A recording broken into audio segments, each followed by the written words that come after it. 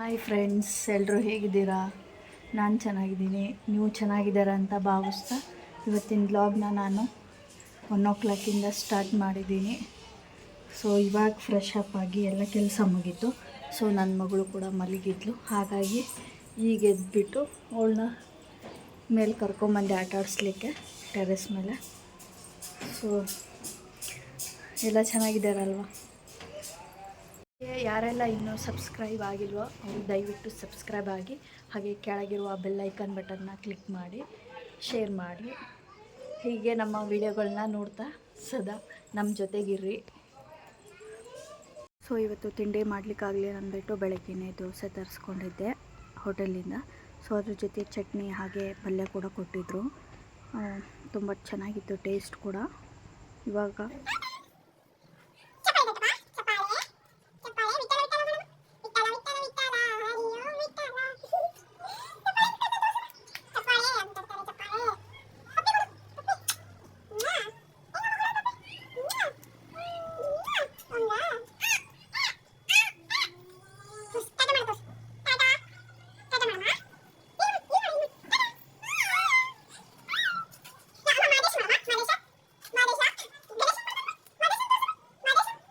Time ಇವಾಗ 2:30 ಆಗಿದೆ. So ಮಗಳಿಗೆ ಊಟ ಮಾಡಿಸ್ಬೇಕು. ರೈಸ್ ರೆಡಿ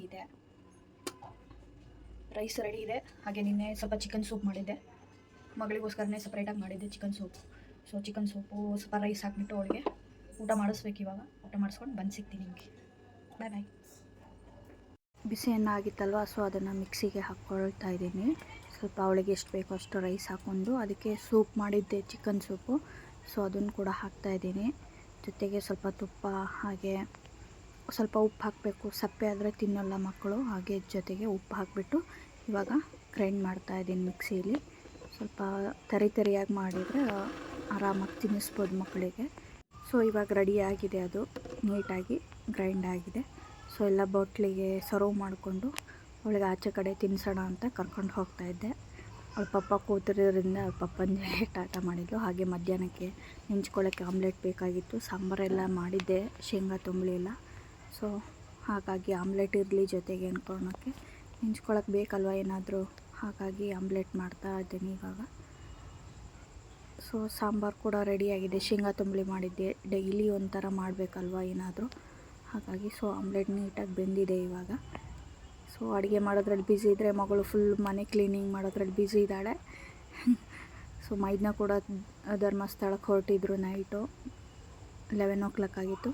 ಸೊ ಅವ್ರನ್ನೂ ಕಳಿಸ್ಬಿಟ್ಟು ನಾವು ನಮ್ಮ ಪಕ್ಕದ ಏರಿಯಾದಲ್ಲಿರುವ ಗಣಪತಿ ಬಿಡೋಕ್ಕೆ ನಾನು ನನ್ನ ಮಗಳು ಹೋಗಿದ್ವಿ. ಫುಲ್ DJ ಸೌಂಡು, ಮಗಳು ಬೇರೆ ಫುಲ್ ಖುಷಿಯಾಗಿದ್ಲು. ಅವಳಿಗೂ ತೋರಿಸ್ತಾ ಇದ್ದೆ ಎಲ್ಲ ಥರ.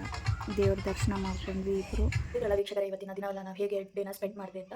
ಸೊ ಹಾಗೆ ಏನಪ್ಪ ಅಂತಂದರೆ ಅರುಣ್ ಸರ್ ಸಿಕ್ಕಿದ್ದು ನನಗೆ ಸಿಕ್ಕಾಪಟ್ಟೆ ಖುಷಿ ಆಯಿತು. ತುಂಬ ಅಂದರೆ ತುಂಬಾ ಅದು ಸಡನ್ನಾಗಿ ಅಚಾನಕವಾಗಿ ರಾಜು ತಾಳಿಕೋಟೆ ಸರ್, ಅರುಣ್ ಸರ್ ಅಂದರೆ ಅವರು ಒಂದು ಸ್ವಲ್ಪ ನಮ್ಮ ಫ್ಯಾಮಿಲಿ ಪರಿಚಯ ಇರೋರೆ, ನಮ್ಮ ಅತ್ತೆ ಅವ್ರಿಗೆ ಪರಿಚಯ ಇರೋದು. ಯಾಕಂದರೆ ಅವರು ರಂಗಭೂಮಿ ಕಲಾವಿದರಾಗಿರೋದ್ರಿಂದ ಸಾಕಷ್ಟು ಆರ್ಟಿಸ್ಟ್ಗಳು ಅವ್ರಿಗೆ ಪರಿಚಯ ಇದ್ದಾರೆ. ಸೊ ನಾನು ರೀಸೆಂಟಾಗಿ ಅವ್ರ ಜೊತೆಗೆ ಓಡಾಡ್ತಾ ಇದ್ದೀನಲ್ವಾ ಎಲ್ಲ ಪ್ರೋಗ್ರಾಮ್ಗಳಿಗೆ, ಹಾಗಾಗಿ ನನಗೂ ಈಗ ಪರಿಚಯ ಆಗ್ತಾ ಇದ್ದಾರೆ ಒಬ್ಬೊಬ್ಬರೇ. ಸೊ ತುಂಬ ಖುಷಿ ಆಯಿತು. ನೋಡಿದ್ರಲ್ಲ ಇವತ್ತಿನ ದಿನ ನಾನು ಹೇಗೆಲ್ಲ ಕಳೆದೆ ಅನ್ನೋದು. ಸೊ ಯಾರೆಲ್ಲ ನನ್ನ ಚಾನಲ್ನ ಇನ್ನೂ ಸಬ್ಸ್ಕ್ರೈಬ್ ಆಗಿಲ್ವೋ ದಯವಿಟ್ಟು ಅವ್ರು ಸಬ್ಸ್ಕ್ರೈಬ್ ಆಗಿ, ಹಾಗೆ ಕೆಳಗಿರುವ ಬೆಲ್ ಐಕನ್ ಬಟನ್ನ ಪ್ರೆಸ್ ಮಾಡಿ, ಶೇರ್ ಮಾಡಿ. ಎಲ್ಲರಿಗೂ ಶುಭರಾತ್ರಿ. ಮತ್ತೆ ಮುಂದಿನ ವಿಡಿಯೋದಲ್ಲಿ ಎಲ್ಲರೂ ಸಿಗುವ. ಬಾಯ್, ಗುಡ್ ನೈಟ್.